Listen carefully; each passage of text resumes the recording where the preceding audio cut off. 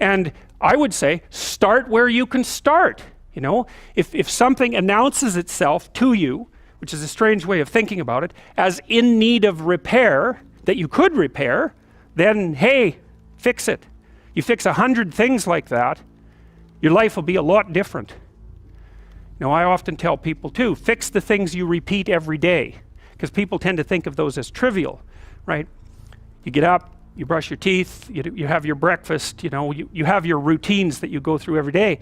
Well, those probably constitute 50% of your life. And people think, well, they're mundane, I don't need to pay attention to them. It's like, no, that's exactly wrong. The things you do every day, those are the most important things you do. Hands down. All you have to do is do the arithmetic. You figure it out right away. So 100 adjustments to your broader domain of being, and there's a lot less rubbish around and a lot fewer traps for you to step into. And so that's in keeping with Jung's idea about erasing once you've got your mind and your emotions together, and once you're acting that out, then you can extend what you're willing to consider yourself and start fixing up the things. Your mind is a very strange thing. As soon as you give it a name, a genuine aim, it'll reconfigure the world in keeping with that aim. That's actually how you see to begin with. And so if you set it a task, especially, you have to be genuine about it, which is why you have to bring your thoughts and emotions together, and then you have to get them in your body so you're acting consistently. You have to be genuine about the aim, but once you aim, the world will reconfigure itself around that aim, which is very strange. And it's technically true. If you make your bed every morning, you will have accomplished the first task of the day. It will give you a small sense of pride, and it will encourage you to do another task, and another, and another. And by the end of the day, that one task completed will have turned into many tasks completed. Making your bed will also reinforce the fact that the little things in life matter. If you can't do the little things right, you'll never be able to do the big things right. And if by chance you have a miserable day, you will come home to a bed that is made, that you made. And a made bed gives you encouragement that tomorrow will be better. So if you want to change the world, start off by making your bed. Start each day with a task completed. Find someone to help you through life. Respect everyone. Know that life is not fair and that you will fail often. But if you take some risks, step up when the times are the toughest, face down the bullies, lift up the downtrodden, and never ever give up. If you do these things, the next generation and the generations that follow will live in a world far better than the one we have today. And what started here will indeed have changed the world for the better. I don't really like those words. Self-help or self-management or self-improvement. I don't really like what those words have come to mean these days. Because there's a lot of people out there that are constantly trying to improve themselves by looking for the one change.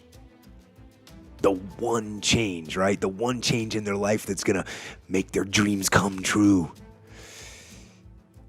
And even worse, on top of that, there's a lot of people out there, a lot of self-help gurus and these hyperactive motivational speakers and these other self-appointed modern Zen yoga warriors that they're trying to sell the one thing. They're trying to sell the 9 steps or the enlightened path that's going to allow you to unlock all of your human potential and fulfill the dreams so you can live the life that you've always wanted to live. Now, I'm no guru. And I definitely don't claim to be. I'm just a man. But I will tell you this. It isn't one thing. And it isn't 10 things. And it isn't 100 things. It isn't a quick path. And there are no shortcuts. Meditation won't get you there, and neither will a miracle drug or an organic supplement or some superfood. Getting better isn't a hack or a trick or a one change that you need to make. Getting better is a campaign. It's a campaign. It's a daily, a weekly, it's an hourly fight. An incessant fight that doesn't stop against weakness and against temptation and against laziness. It's a campaign of discipline. It's a campaign of hard work and dedication. It's waking up early and going to bed late and grinding out every second in between. Every single day. So, you want to get better? You want to self-improve? Stop looking for a shortcut and go find your alarm clock and find your discipline and find your guts and your passion and your drive and find your will. And then you will find your freedom. I found that nothing in life is worthwhile unless you take risks. Nothing. Nelson Mandela said, "There is no passion to be found playing small and settling for a life that's less than the one you're capable of living." Now, I'm sure in your experiences in school and applying to college and picking your major and deciding what you want to do with life, I'm sure people have told you to make sure you have something to fall back on. Make sure you got something to fall back on, honey. But I never understood that concept, having something to fall back on. If I'm going to fall, I don't want to fall back on anything except my faith. I want to fall forward. I figure at least this way I'll see what I'm going to hit. Fall forward. This is what I mean.